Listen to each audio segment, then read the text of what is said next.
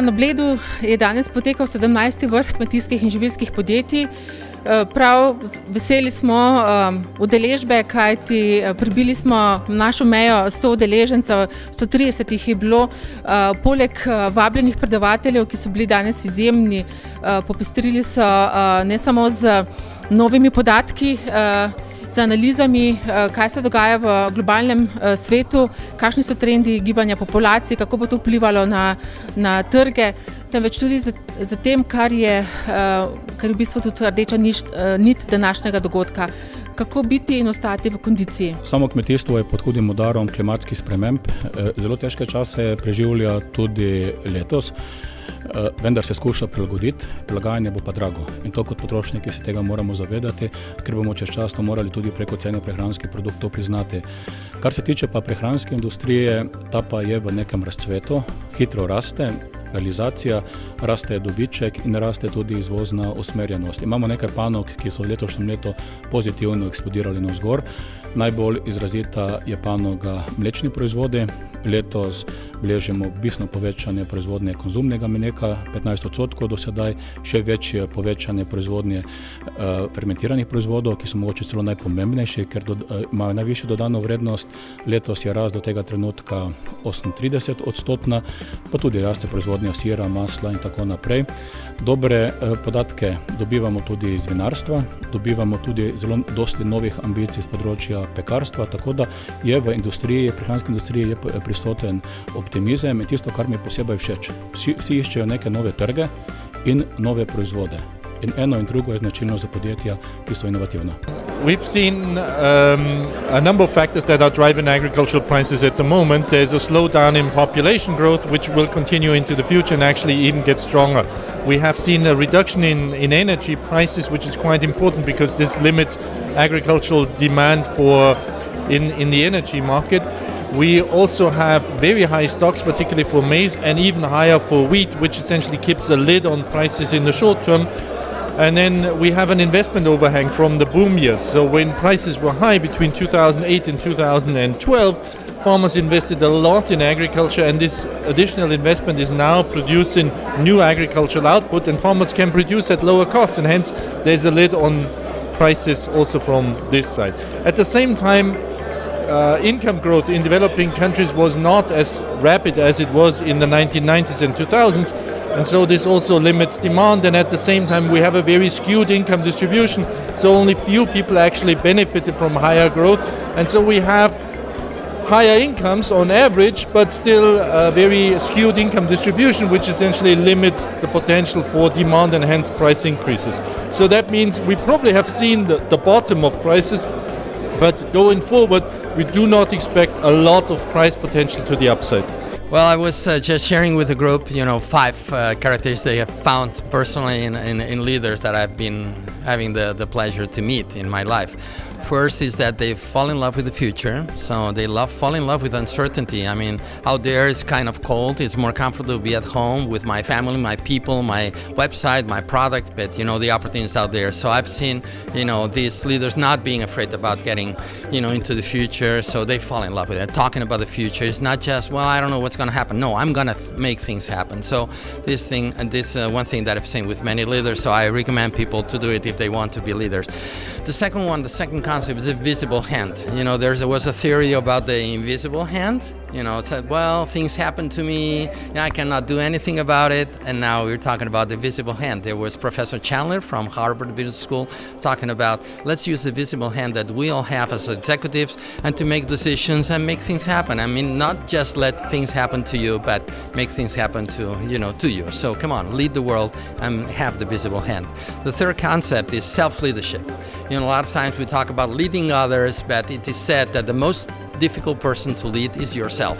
So we cannot lead others, you cannot lead ourselves in terms of, understand our strengths, our weaknesses, our preferences, and be comfortable with ourselves, meet with ourselves, and then be able to lead the others. It is Joseph Jimenez. He is the CEO of Novartis, talking about the most important thing for an executive is leading self, then leading the team, and then leading the business. And many times, me, myself, a lot of times, we do it the other way around. And we forget about people, and people are the ones that make things happen. So this is the third concept. The fourth one is leading others.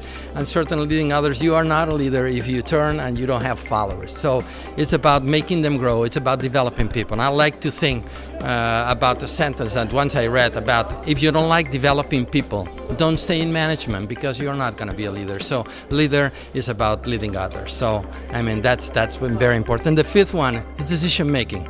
I mean, I've seen leaders that certainly they are there to make tough decisions a lot of times. And it's very important once you make the decision, you stay in that decision for a certain period of time, you know, even 1 month, 3 months. But a lot of times I've seen companies not, you know, getting to where they want to get because in the middle of, I put the example of this world champion that you have, Peter Freud's jumper, that when he's jumping, I mean, there's no time for doubts over there. You got to go and do the best jump in your life. So the same with projects that a lot of times we do with companies. So this, from my point of view, are 5 key points for, you know, that I've seen in leaders. I encourage people to follow and think about them just for them to become even better leaders. Da podjetja preživijo na trgu, potrebujejo moč, gibljivost in pa vztrajnost. Spravi, moč jim daje tudi sama povezava, če so povezani v močnejše integracije. Gibljivost je njihova inovativnost pravzaprav in pa vzdržljivost je povezana z njihovo tradicijo. V Sloveniji imamo nekatera podjetja, ki beležijo pravzaprav veliko let, tudi 100 in več. In na to smo pravzaprav izredno ponosni. V tem duhu smo seveda nadaljevali s pregledom podatkov za leto 2016, ki nam jih je predstavil dr. Kuhar, in z doseženim smo lahko zadovoljni. Zaposlujemo več ljudi, tudi nekoliko novih podjetij je nastalo. Pravzaprav smo izredno veseli tudi povečevanja izvoza, to pomeni, da smo konkurenčni in da smo uspešni na tujih trgih. Pravzaprav že skoraj dosegamo 26% vrednosti v izvozu. Če pogledamo na koncu bilance, pravi, kaj je z ustvarjenim neto izidom, vidimo, da je rezultat pozitiven, tudi bi rekel, vse panoge in tudi ključne podjetja so v zelenih številkah ali pa v dobrem rezultatu. Kljub temu, da so nekateri ekonomski kazalniki, ne bom rekel zaskrbljujoči, ampak ne glih navdušujoči. Vidimo, da realno pada produktivnost, kar ni ravno najbolje, in tudi rahlo pada dodana vrednost zaposlenega. Tukaj je skratka nek pritisk se je zgodil, povečalo se je število zaposlenih, to da možno je, da gre za statistični efekt. Zelo se povečuje izvozna aktivnost, skratka tukaj vidimo kar precej pozitivnih sprememb, povečuje se izvoz slovenske hrane, in to bi rekel na tak način, da se povečuje delež pokritosti uvoza z izvozom. Kaj so zdaj poti naprej, se pravi, ko je situacija na nek način stabilizirana, ko je stanje stabilno, je seveda vprašanje, kaj naprej. Zdaj, absolutno nasvet je v tej smeri, da se iščejo smotrni razvojni preskoki, da se iščejo skupne iniciative, skupni interesi znotraj branž ali pa znotraj celotne živilske industrije, kjer bi se naredili dejansko ukrepi ali pa aktivnosti, ki bi nas potegnile v tempo z časom na področju tehnologije, v tempu s časom recimo na pozicijah na trgih, na domačem in tujih. Tako da zdaj je neka taka pozitivna praznina, ki omogoča podjetnikom razmislek, kaj so zdaj ključne stvari, ki bodo pripomogle k nekem dolgoročnim spremembam, dolgoročnemu razvoju. Kaj nas čaka? Čaka nas sodelovanje, intenzivnejše sodelovanje, kar nakazujemo tudi za podpisom izjave o sodelovanju med Kmetijsko-gozdarsko zbornico, Zadružno zvezo, Gospodarsko zbornico in univerzitetnimi inkubatorji. Tukaj gre za promocijo prenosa znanj, sodelovanja, podjetniških znanj in veščin, kajti ugotavljamo, da ko naši študenti zapustijo varne pristanje svojih fakultet, da se dostikrat ne znajdejo. In to premostitveno fazo jim pomagajo prebroditi univerzitetni inkubatorji, ki pa tudi potrebujejo informacije o tem, kaj se dogaja na trgu, kakšne so zahteve potrošnika in seveda tukaj jih pa lahko usmerjamo zbornice, Zadružna zveza in pa Kmetijsko-gozdarska zbornica. V tem namenu tudi velja omeniti SRIP Hrana, strateško razvojno inovacijsko platformo, ki nastaja, je v nastajanju.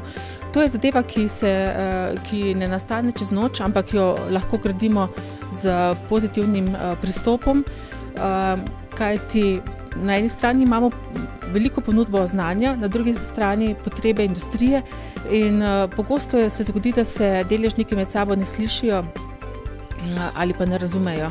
In tukaj pride v poštev naša vloga kot mediatorja, da nekako znamo preformulirati potrebe industrije v takšen jezik, da ga bo razumela in pa znala reševati tudi znanost. Kaj bo pa prineslo samo leto 2017 in kakšni izzivi so pred nami, pa o tem pa v naslednjem letu in vsi vabljeni že na 18. vrh kmetijskih in živilskih podjetij. Če bomo gledali, sledili enemu cilju, da skupaj zmoremo in znamo več in bolje, bomo sigurno zmagali. Želim si, da bi gledali globalno, delali podjetno in razmišljali inovativno. In verjemite mi, cilj pa ne bo postavljen ne vem kako visoko, da bomo dosegli. Dajmo sodelovati, ker sodelovanje nas bo popeljalo naprej. In še enkrat, hvala vam, da ste se nam danes pridružili. Hvala vam, ker ste si vzeli čas. Hvala vam za to, da smo se srečali, da smo si stisnili roke in verjamem, zaželeli se najboljše tudi v prihodnje. In že zdaj ne velja moje povabilo. Naslednje leto se ne vem, kje bo srečanje, ampak kjer skoli naj bo, budimo skupaj. Lepo se imejte.